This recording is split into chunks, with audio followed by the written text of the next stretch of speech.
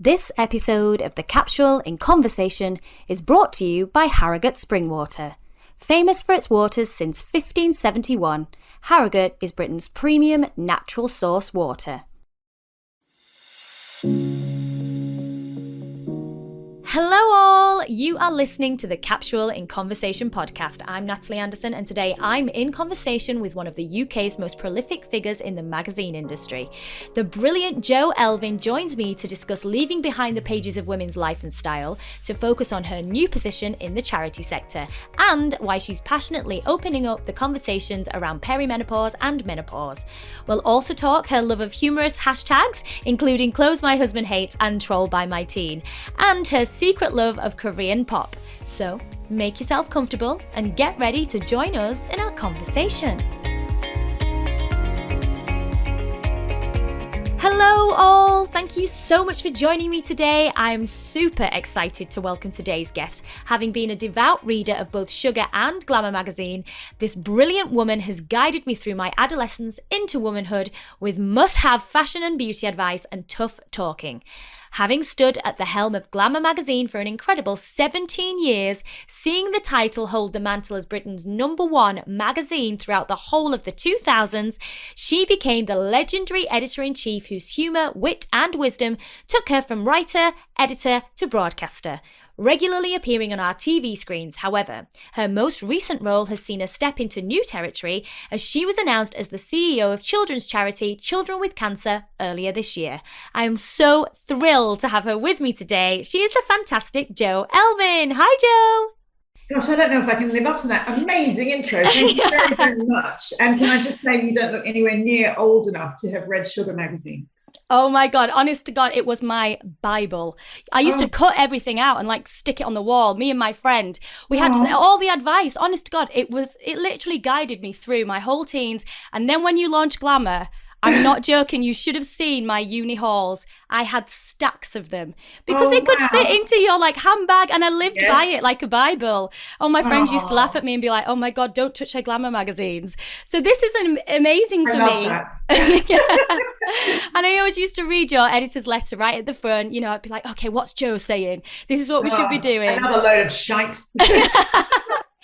But you know what? It's funny because, like I said, I took a load of those principles through the 2000s. It was a different time then, wasn't it? It was very different to the time that we're living in now. And, you know, we just had a conversation just before we started recording this about how, I'm sweating to death because everything went wrong on me. You were like, I'm due for a haircut. Yeah. Do you think it's that time now where women can actually let go a little bit of perfectionism?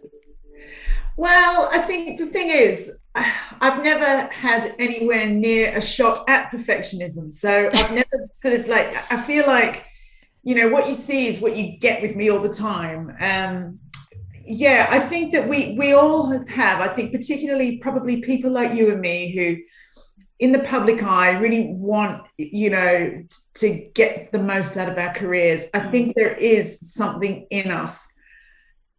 I think it's not great. It's a bit of a sickness, isn't it? To have that feeling that everything has to be perfect, like everything you say has to be perfect, everything you do has to succeed. And I think that it takes a lot of years for you to kind of get over that. And, you know, I will have my moments, and I'm sure I can give you an Instagram sermon with the best of them on, you know, how that you shouldn't be striving for perfectionism. But in my new job in this charity, I'm organising a fundraising gala for November, and I have got a knot the size of a boulder in my stomach every day because it has to be perfect. It has to be. So, you know, it's like we just keep doing it to ourselves. And, you know, maybe it's a motivator. Maybe some of that is a good thing, but it's hard work, isn't it? It's really hard work. And like you said, I think I am getting a little bit better at, you know, just kind of allowing the authenticity to come through a bit, for it not to be so polished all the time. And I think, you know, Instagram can be brilliant for that. It can also go the other way where, all we ever see is gloss. But then at the same time, I think it's good to have a balance where you can actually speak to your audience and say, listen, oh my God, I didn't sleep, or this happened, or, because you've got to have that truthfulness to relate to people. I mean, the post that you put up just yesterday when you were saying about your cards and your daughter and everything else, and that you didn't have your shit together. And it's funny because I had a DM this morning from a lady who just listened to Liz Earle's episode going, oh my God, she talked about perimenopause, and honest to God, I haven't got my shit together, but I feel like I'm going to get my shit together now. Yeah. And it's women talking. Yeah, that's the thing. And I'm so grateful that that is a conversation about all of that. And we're sort of like, you and I were jumping around the place already. Yeah. But I didn't know that there was such a thing as perimenopause when I was going through it. I'd never heard that phrase before. And it was when I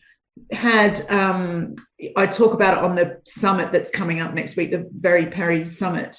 But I was standing in a queue to get on a plane to Milan, and I just started bleeding I thought something was generally fatally wrong. That's how bad it was. And I was like, well, should I bleed to death in the queue to get on the plane, or should I bleed to death on the plane, or what? Should I just not go? Like all this stuff. It all calmed down, got back to London and went to the doctor, and she was like, oh, well, that's completely normal for at your age, like you be in the perimenopausal stage. I was like, sorry, what? Yeah. And, I'd been an editor of women's magazines for many, many years, and I had not heard this phrase. And I thought that menopause was this, I'd heard about that. That's for your gran. That's got nothing to do with me at 44 years old. And, so I'm really, really proud to be part of this summit that's coming to the UK, where, maybe for women in their maybe late 30s, early 40s, to have a bit more prep and to not have, I had anxiety, major stress at work, and it's really hard to pick apart what is stress, what's depression, and what's just this normal physiological change that you can do something about. That's the thing that I find so important, and why I feel like I've almost taken it upon myself. When we started this podcast, I hadn't turned 40 then, and I'd heard about it through a doctor that we interviewed about fertility. So we were on a completely different trajectory, really, in that conversation. And she brought up the word perimenopause. Yeah. And I was absolutely astounded. I went, how do I not know about this? Like, if this is going to happen to me, like in the next 5 years, maybe, how do I not know? I feel enraged, actually. Like, why are we not given a pamphlet when we're 35? It's such a strange thing. But also, I just felt really embarrassed that I hadn't heard about it. But nobody talked about it for so long. And the other thing that I find really fascinating with it is when I go to the doctor now and they say, when was your last period? And I say, I was about 46 when that happened.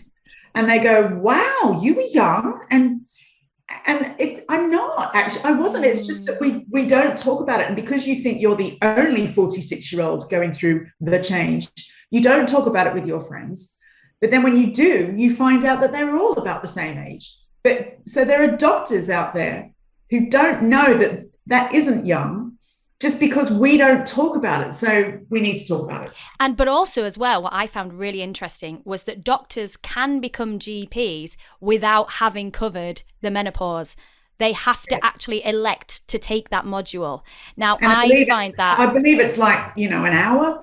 Yeah, I find that incredible. Like, it's amazing that actually happens. And obviously, thankfully, because of the conversations that we are having and, the Very Peri Summit, which when I emailed you, I was like, thank you so much, because it's so important. Yeah. I just think that women younger than even, their mid-40s, way younger than that, so they can start prepping their bodies, they can start having conversations with their partners, with whoever they're with the kids even, because the more we normalize it, the more it's easier, and we don't feel like we get to that point where we're past it or we're becoming invisible, because that's the other thing that really frustrates me. You mentioned the word menopause. It's apparently for old ladies. Perimenopause is a part of that. And then all of a sudden we're invisible. And I think that that's another reason why it's such a hush-hush topic, because people have historically equated it with your fertility's gone, your usefulness in life and nature is shriveling away. Oh. So I really am grateful to people like Davina who are living their best life and looking amazing. People like Lisa Snowden who are like, yep, I'm menopausal, 2 fingers up to you. It's just another life stage. And, for me, there's been some huge positives as well. I used to get a crippling sort of like 15-hour migraine every time of the month. Mm-hmm. And I don't get that anymore. So it's not all doom and gloom. So I think that we need to talk about it.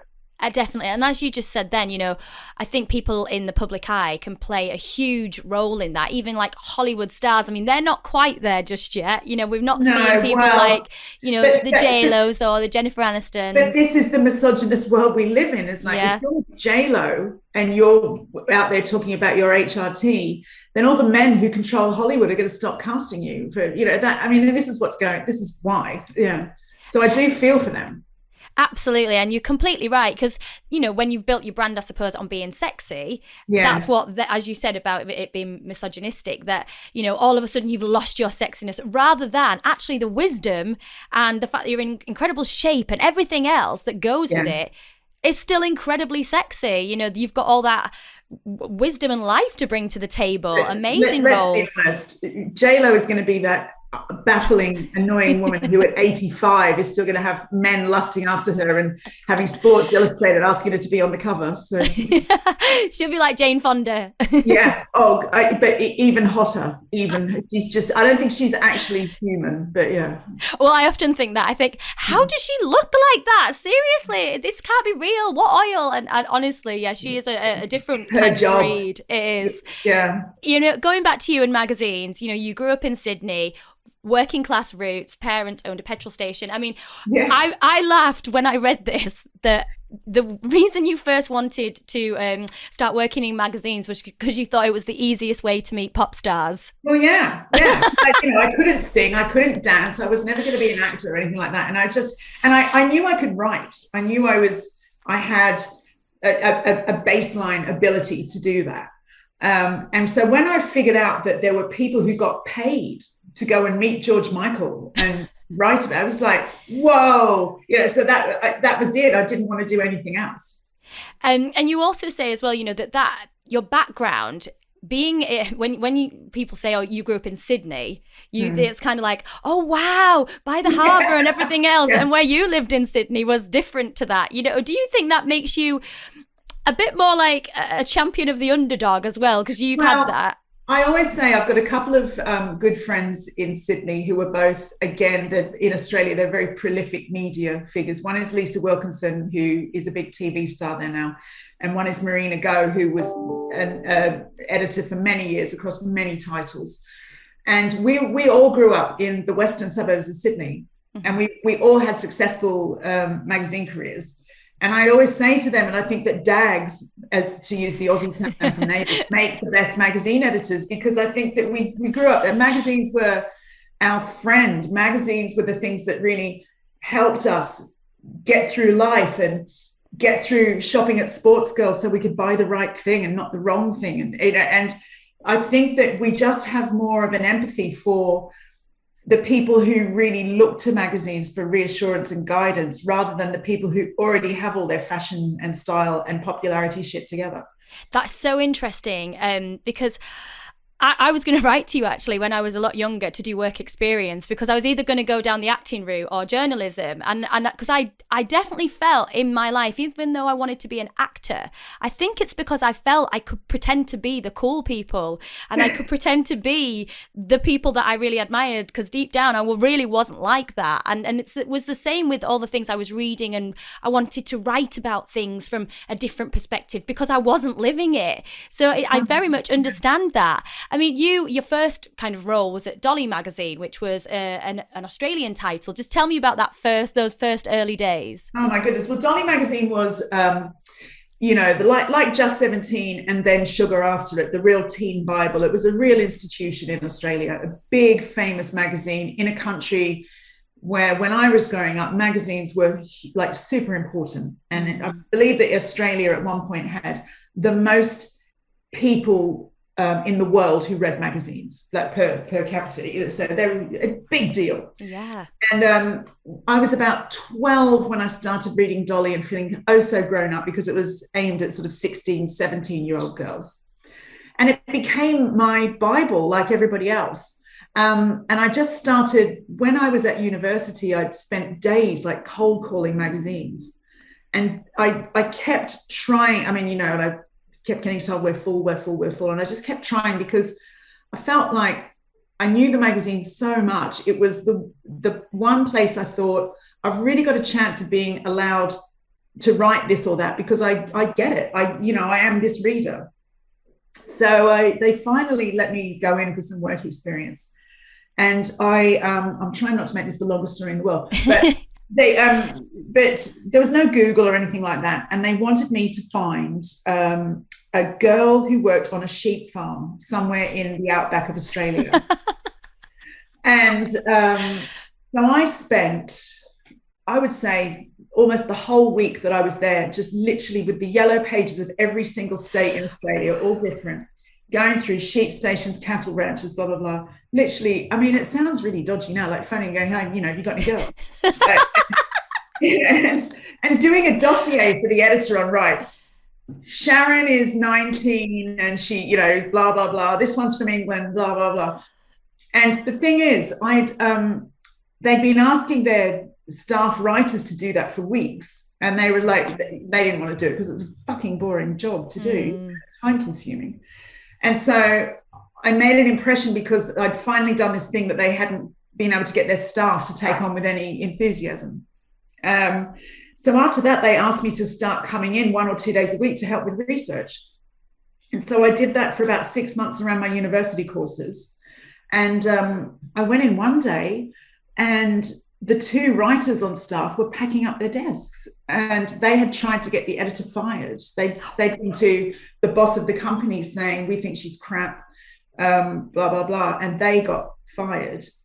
And out of desperation, I started writing bits and pieces for them when I was in, and then they offered me a job.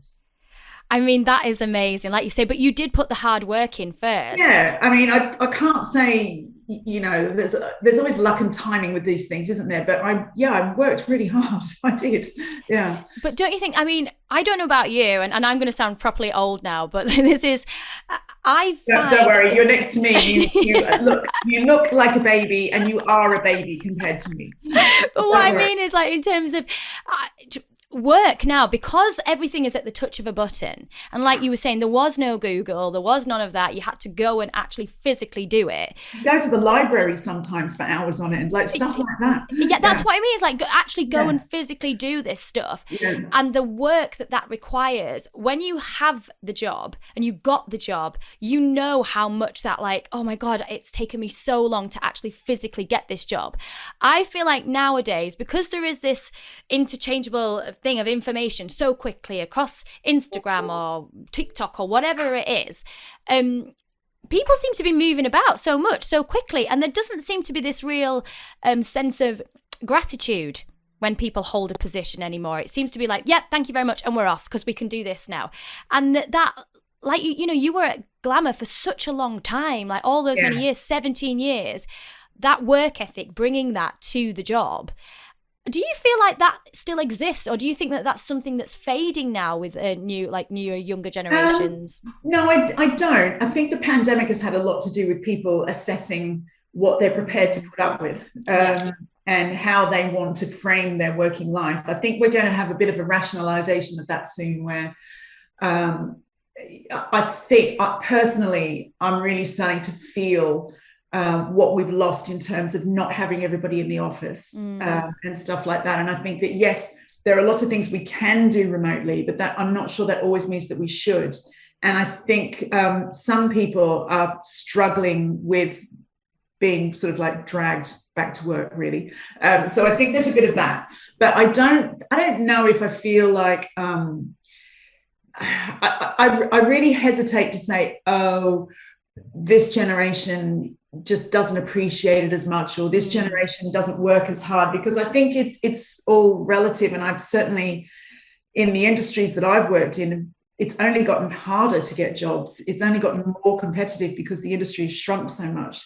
So I haven't really seen a great deal of any sort of lack of gratitude. I think you can find in any business, there's always a couple of people in any office who take the piss, and you just have to sort of like weed them out. But I find particularly in media jobs, they're such great jobs still that the competition for them is high. So I don't generally find that people feel, I mean, I have had on occasion people come in for work experience and they're absolutely outraged that they're not being, sent off to interview Jennifer Lopez. But I wouldn't say that is an entire generation of people. No, just a few. Every now and then. Yeah. Yeah. I mean, and going back to, working in the office, being at Glamour for all those many, many years, that challenge, I suppose, even as well, straight away, launching that magazine, with the Kate Winslet cover, which I adored. And how...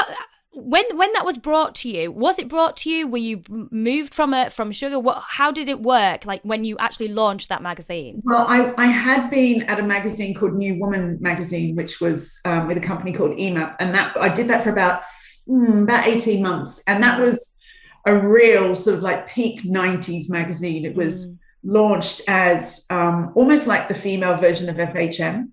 It was so ladettes, it was all about Zoe Ball swigging from a bottle of whiskey. It was like full of quite risque and brash humor and real irreverence. And that was, pretty successful for a time.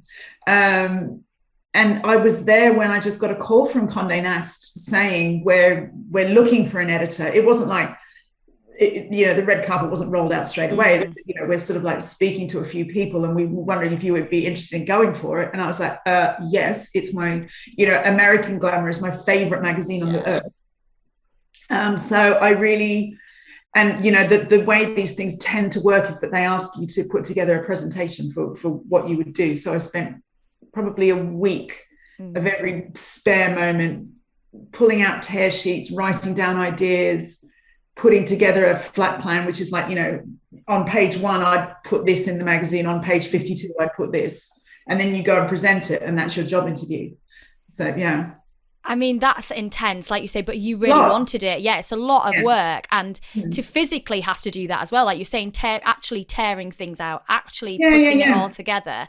And then obviously you did get that job and were there for many years. But tell me some of the highlights of working there, because you went through a whole...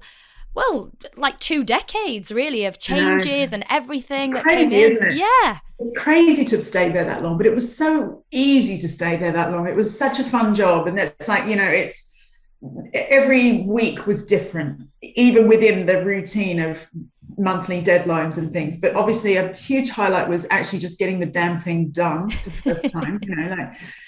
It's so hard to launch a magazine. It really is. It's just, even with, because we had people going, the company invested a lot of money in it. So everyone was like, it's easy for you. Fuck off, it was. It's like, it's so hard, even with Condé Nast behind you, even with that money, you still had people I wanted for jobs who turned them down. I still had celebrities who turned it down and the thing about a launch issue as well is people are like, well, we'll decide when you've got the first one out and we see. But of course, if you don't get to make the first one what you want, then everyone goes, it's shit, so we're not going to, so it's really hard. But so getting it out, having that first one sell really well was just, I can't tell you, because it's not easy to motivate people to go and buy a magazine. So that was amazing. Launching the Glamour Awards was absolutely a highlight. Amazing. Yeah. Because that became something that people really, really adored. And we made a lot of great stories and a lot of great friends out of doing that. And just, I know I think people think I'm just having my Oprah Winfrey cheesy moment, but just talking to readers. To get a letter or an email from somebody saying, I went to my doctor because of an article and it saved my life, stuff like that. I'm leaving my abusive husband because of something I've read. you can't wear that responsibility lightly, and it really does affect you when you read stuff like that. I honestly, like I said right at the start, I mean, for me, it really guided me through such difficult years of my life, actually. Like, I was away from home and my parents had divorced, and I just felt quite alone. But the magazine I really connected to, and again, it was tough talking. There were things in there that weren't being discussed elsewhere. Wow. I loved it so much. And obviously, you know, the fashion and the beauty in there, and the celebrities. The thing, you know, we like light and shade. You've got to have the fun frivolity with everything else. But that means a lot to hear you say that. Thank you. And well, honestly, I really mean that from the bottom of my heart. But also as well, like I was saying, the celebrities, you know, some of the shoots. I mean, just take me through some of those iconic shoots that you did. I remember one that you did with Britney Spears, and I was like, oh, which wow. one? We did several with her. You did. It was one where she was in. It's a really close-up shot, and she's kind of peeking almost through her hair. Do you remember? Oh, yes. Do you know which one I mean? And it was right at the time, like the 2002. It was like Slave for You. It was like a rebrand of Britney. Yeah. Oh, that was. I mean, she was definitely one of our favorite cover girls, and I'm very proud to say, I'm pretty sure we were one of her favorite magazines. She actually put an old picture of ours on her Instagram the other day, and it was the cover for which I even did the interview. So I loved that. But that was the one. She hadn't been around for a while, that one, peeking through the hair. And her publicist, Leslie, phoned and said, Britney is really up for doing shoots again, and she's got some music coming out. And the first thing she said to me was, can you phone Glamour, because I want to look pretty again. And I was just like, oh my God. So, you know, that stuff like that is amazing to hear. And having that interaction with those celebrities, again, building the trust, you know, that's kind of so important, isn't it? I mean, you did move to You magazine in 2018, and I was always wondered what prompted that move. I left Glamour because I got made redundant. Oh. You not know that? I didn't know that. Oh yeah. Well, here's a chance. If you don't mind, I will plug my Substack. If you go to my goodness at substack.com. Yeah. And I've actually written quite a lot about that. It's like, you know, people sort of say, oh, why did you leave? Why did you leave? It's like, well, because they told me to. It was like, but so I went to You magazine because A, I was looking for a job, and B, when they phoned me about it, no lie, it was the one job when I was at Glamour thinking, I don't know what to do next. I don't know what I would do next. I'm sort of scared to leave because I don't know what to do next. It was the one job I used to look at and think that would be a really good magazine to get hold of. It's weekly. You don't have the same stress with. It doesn't need to sell the paper in the same way that the cover needs to sell Glamour on the newsstand, although it came with its own stresses and strains. But and it speaks to such a huge audience, like, you know, 2 million people a week. And you have to find a way to talk to lots of different generations with that. So it felt like a really great new challenge for me. And I'd never worked on a newspaper before. So it was fun to be part of that. So I'm glad I did it. I always had the intention of not doing it forever. So I think 4 years was a nice stint. As you said, you know, very different. News is a completely different beast. And obviously we've seen you broadcasting on various different shows as well. And it is a completely different medium, isn't it? It's like topical, immediate almost, you know, there's so many different challenges with that. Tell me again about some of your favourite moments, because You magazine have had some incredible covers, incredible, celebrities that you've interviewed. Who have been some of your favourites? Well, one of my favourites was definitely, we had the first shoot ever with Elizabeth Hurley and her son Damien. And the thing is about, as you say, it's news. So you want people to talk about it. You want things that get attention, and I was really, really proud of that. We got so much publicity about that, and you know, certain like even big celebrities sliding into my DMs and saying, what are they like, you know, so it's like, you know, you've really got this that captures something when that's going on. God, what else? It's so hard. Just we had John Legend and Chrissy Teigen. Yeah, amazing. My boss was like, who are they? And I was like, shut up, trust me, they're great. So, you know, just stuff like that. But I think that, again, the things I'm proud of there are things like I don't want to keep banging on about menopause, but we've spoken to women in that magazine who were driven to the brink of suicide because they didn't know that they were going through something that needed treatment. So it's stuff like that. It's, again, talking to the readers about all that stuff that I just love. And that's the thing that I miss now is, there's a lot I'm kind of made my peace. I've done magazines. There wasn't really much more I could do, but I will always treasure and miss having that dialogue with readers.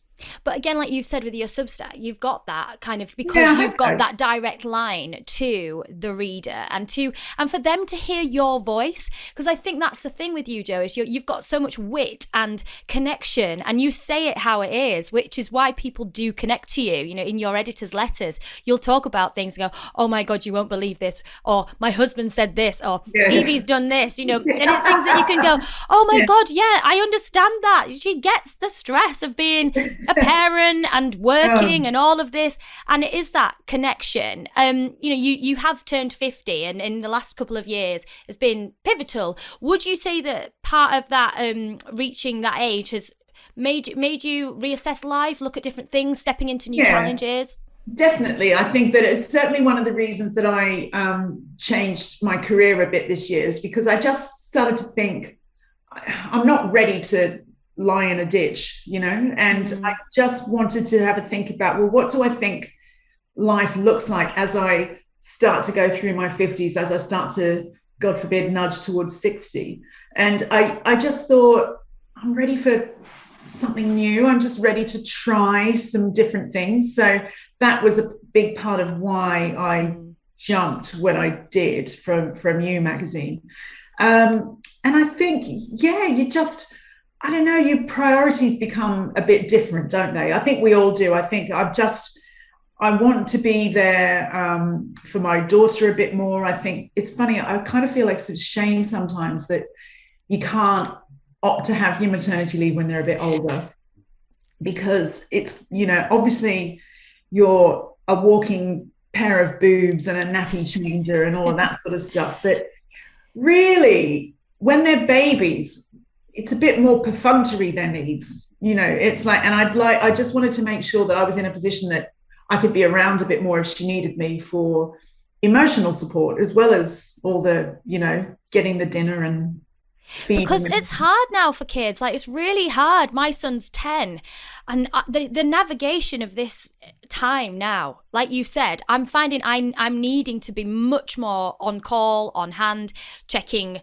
his phone, so to speak, looking at his social media, being across it. Like, if I've been away filming, it gives me a heart attack, because I'm thinking, I know you can't helicopter parent completely, but it does make me nervous, because I think, what is he doing? I know he's with his grandparents, which is lovely, but they're not maybe as clued up as we are, and all this stuff, and you do have those nerves. And I think that also, I don't know if it's different with boys. I've only got the one and a girl, but you just have to, you can't, with particularly with teenagers, you can't say, right, now we're going to have a chat. So tell me what's going on with you. How are you? What are your hopes? What are your fears? What happened at school today that's got you all upset? You have to wait for those organic nuggets. And if you're not there, you miss more of those opportunities. So it's the times when, like yesterday, for, reason, I had to take her to the dentist and the traffic was bad. So we had an hour in the car.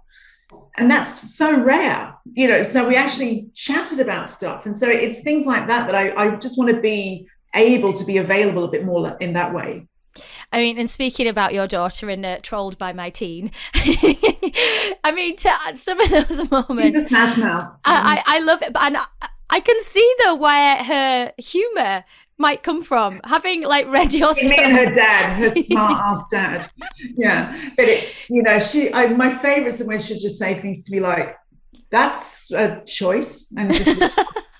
She's unbelievable, but it does make me laugh. Yeah. Was it her or was it your husband that had said that you were singing Bananas in Pajamas at you when you went out in yellow trousers? Yeah. What was I wearing? I can't even remember. I think you said that you'd had some yellow trousers on. I had yellow trousers on and a blue and white striped top. Yeah. So yeah, they both. She started it, but they sang Bananas in Pajamas as I left the house. So they're clearly in on this together with you, because you also have the hashtag, clothes my husband hates. Yes, yeah, and he does hate a lot of my clothes, although he hates the hashtag more because it's quite famous, and so we'll meet people and they'll go, "Oh, you're the husband," and then sort of like look him up and down and be like, "Oh, do you like what she's wearing today?" Yeah, people do say that, and he's like, "Oh, yeah, it's all right, yeah," throwing him under the bus. I know, but yeah, he doesn't like a flare, and I really like a flare. So that's basically the source of all issues. Well, that's what I was going to say to you. How would you describe your personal style? I don't know. How would you describe it? I never feel like I have a personal style. It's just I like color. I don't know. I think when I look at you, there's definitely, like you said, there's a 70s vibe, there's like a bit androgynous, masculine meets feminine, bright colors. But that's why you mentioned at the top, that's why I'm obsessed with Korean pop fashion. Not the girls are boring as hell. Yeah. It's the guys where, it's a lot more androgynous, but some of them actually wear a lot of women's wear. There's this one guy I follow and I love everything he wears. And it's like, there was one time it was a women's wear Isabel Marant coat. And I was like, well, I need to get that now. I'm sorry. I need to. Yeah. Yeah. I love that you're so inspired, because when I read that, I was like, Korean pop. That's strange, but I don't know, maybe I can see it. And now you've said it, I get it. That happened because of my daughter. And she's mortified that now I'm like, I'm fully in love with every single member of BTS.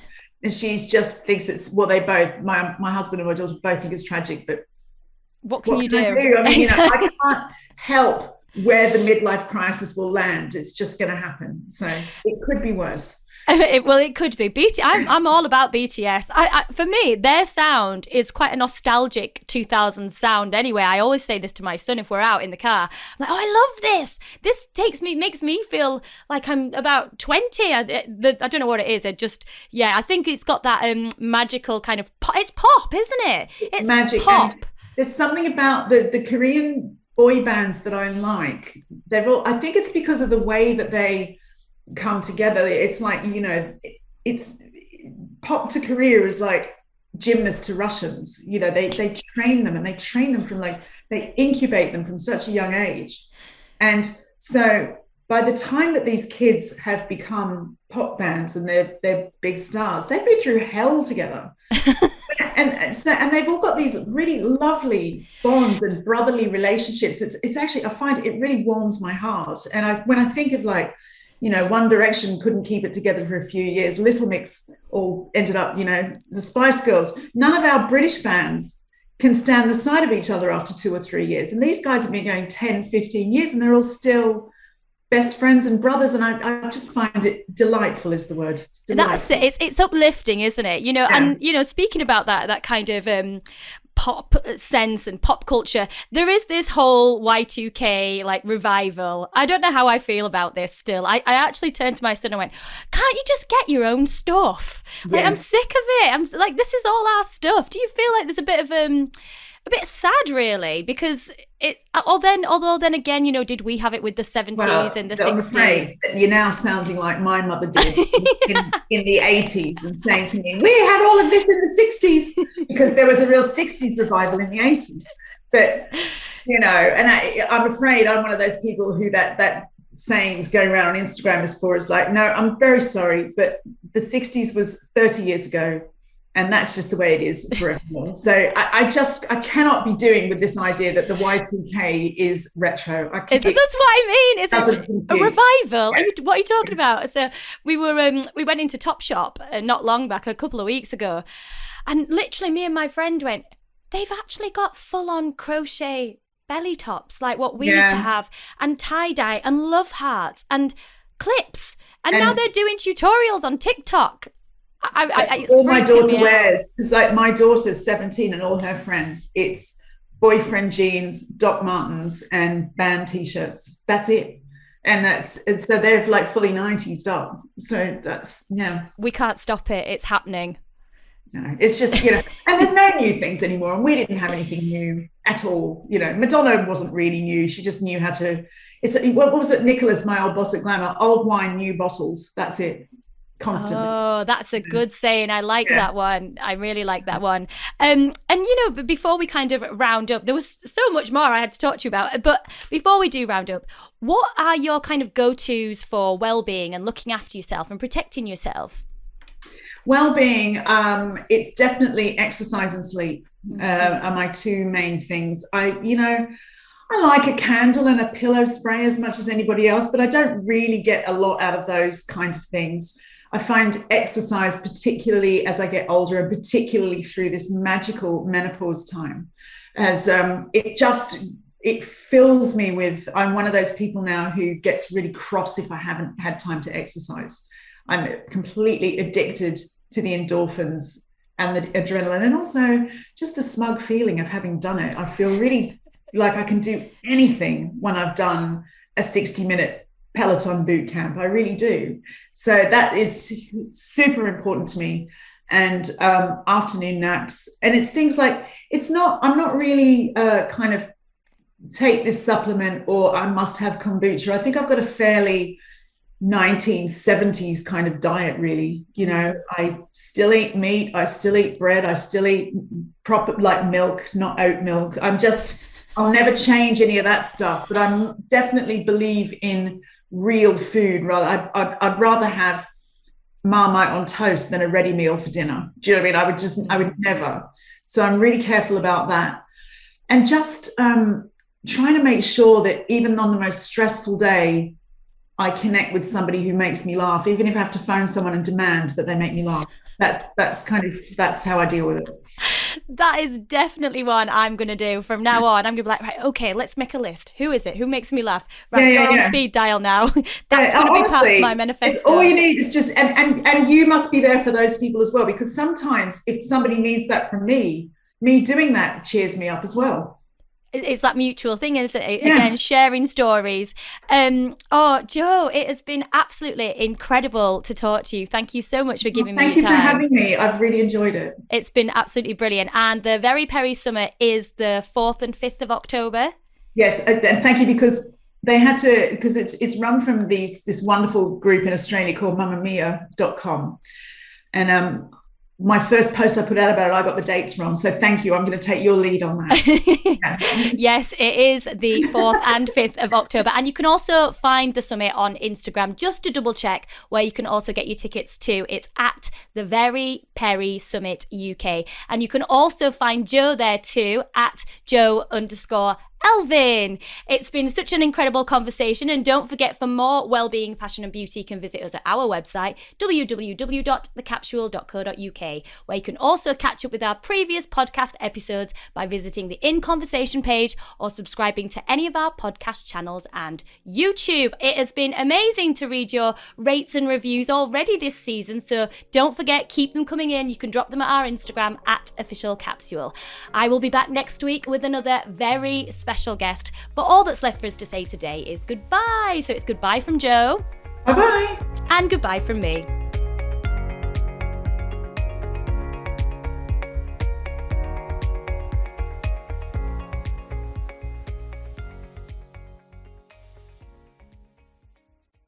This episode of The Capsule in Conversation was brought to you by Harrogate Spring Water. Bottled at source, Harrogate Spring offers a pure, refreshing taste with a delicate blend of naturally occurring minerals and electrolytes, perfect for healthy hydration.